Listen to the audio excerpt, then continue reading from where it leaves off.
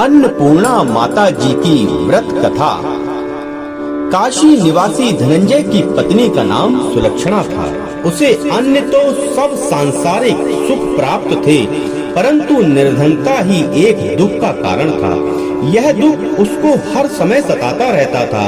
एक दिन सुलक्षणा अपने पति से बोली, स्वामी आप कुछ उद्यम करो तो काम बने, इस प्रकार कब तक काम चलेगा। सुलक्षणा की बात धनंजय के मन में बैठ गई और वह उसी दिन विश्वनाथ शंकर भगवान को खुश करने को पूजा में बैठ गया। वह कहने लगा, हे देवादिदेव विश्वेश्वर, मुझे पूजा पाठ कुछ आता नहीं है, केवल तुम्हारे भरोसे बैठा हूँ। इतनी विनती कर 2-3 दिन तक भूखा प्यासा ही बैठा रहा। यह देखकर भगवान शंकर ने उसके कान में अन्नपूर्णा अन्नपूर्णा अन्नपूर्णा इस प्रकार 3 बार कहा। यह कौन क्या कह गया, इस सोच में धनंजय पड़ गया और मंदिर से आते हुए ब्राह्मणों को देखकर पूछने लगा, पंडित जी यह अन्नपूर्णा कौन है। वे बोले, तू अन्न छोड़ बैठा है सो हर समय अन्न की ही बात सूझती है, जा घर जा अन्न ग्रहण कर। धनंजय अपने घर गया और पत्नी से सारा वृत्तांत कहा। वह बोली, हे नाथ चिंता मत करो, स्वयं शंकर जी ने यह मंत्र दिया है, वह खुद ही इसका खुलासा करेंगे, आप जाकर फिर उनकी आराधना करो। धनंजय फिर जैसा का तैसा पूजा में बैठ गया। रात्रि में शंकर जी ने आज्ञा दी कि तू पूर्व दिशा में जा, वहाँ इसका योग लगेगा और तू सुखी होगा। महादेव बाबा का कहना मानकर वह पूर्व दिशा को चल दिया और वह अन्नपूर्णा अन्नपूर्णा कहता जाता और रास्ते में फल खाता जाता, झरनों का पानी पीता जाता। इस तरह कितने ही दिन चलता गया। वहाँ उसे एक स्थान पर चांदी सी चमकती वन की शोभा देखने में आई। सुंदर सरोवर देखने में आया और उसने देखा कि उसके किनारे कितनी ही अप्सराएं झुंड बनाए बैठी हैं। उनमें से एक कथा कहती थी और सब माता अन्नपूर्णा अन्नपूर्णा इस प्रकार बार बार कहती थी। यह अगहन मास की उजियाली रात्रि थी। आज से ही इस व्रत का आरंभ था। जिस शब्द की खोज को वह घर से निकला था, वह शब्द आज उसे सुनने को मिला। धनंजय उनके पास जाकर पूछता है, हे देवियों आप यह क्या करती हो। वे बोली, हम माता अन्नपूर्णा का व्रत करती हैं।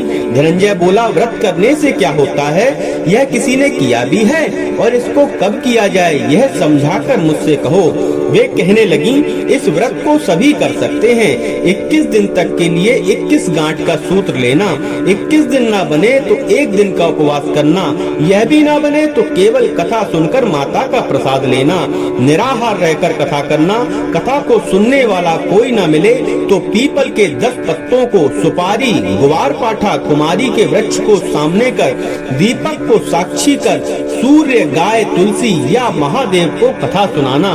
बिना कथा सुनाए मुख में दाना न डालना। यदि भूल से कुछ पड़ जाए तो 1 दिवस का फिर उपवास करना और व्रत में क्रोध ना करना, झूठ ना बोलना। धनंजय बोला, इस व्रत के करने से क्या होगा। वे कहने लगी, इसके करने से अंधे को नेत्र मिले, लूले को पाँव मिले, निर्धन के घर धन आवे, बांझ को संतान मिले, मूर्ख को विद्या आवे। जो जिस कामना से व्रत करे माता उनकी इच्छा पूरी करती हैं। धनंजय बोला, बहनों मेरे पास तो धन नहीं, विद्या नहीं, कुछ भी तो नहीं है। मैं दुखिया और दरिद्र ब्राह्मण हूँ, मुझे इस व्रत का सूत्र दोगी। वह बोली, हाँ भाई तेरा कल्याण हो, हम तुझे देंगी, ले इस व्रत का मंगल सूत्र ले। तब धनंजय ने व्रत किया और पूरा हुआ। तभी सरोवर में से 21 खंड की स्वर्ण सीढ़ी हीरा मोती जड़ी हुई प्रकट हुई। धनंजय अन्नपूर्णा अन्नपूर्णा कहता जाता था। इस प्रकार कितनी ही सीढ़ियां उतर आया तो क्या देखता है कि करोड़ों सूर्य के समान प्रकाशमान अन्नपूर्णा जी का मंदिर है। उसमें स्वर्ण सिंहासन पर अन्नपूर्णा विराजमान है। सामने भिक्षा हेतु भगवान शंकर खड़े हैं। देवांगनाएं चमर डुलाती हैं, कितनी ही हथियार बांधे पहरा देती हैं। धनंजय दौड़कर माता के चरणों में गिर पड़ा। माता उसके मन का क्लेश जान गई। धनंजय कहने लगा, माता आप तो अंतर्यामी हो, आपको अपनी दशा क्या बताऊं। माता बोली, तूने मेरा व्रत किया है, अब संसार तेरा सत्कार करेगा। माता ने धनंजय की जीवा पर बीज मंत्र लिख दिया। अब तो उसके रोम रोम में विद्या प्रविष्ट हो गई। इतने में क्या देखता है कि वह काशी विश्वनाथ के मंदिर में खड़ा हुआ है। तत्पश्चात माता का वरदान लेकर धनंजय घर आया और सुलक्षणा से सब बात कही। माता जी की कृपा से उसके घर में असीम संपत्ति उमड़ने लगी। छोटा घर बहुत बड़ा गिना जाने लगा। जैसे शहद के छत्ते में मक्खियां जमा होती हैं, उसी प्रकार अनेक सगे संबंधी आकर उसकी बड़ाई करने लगे।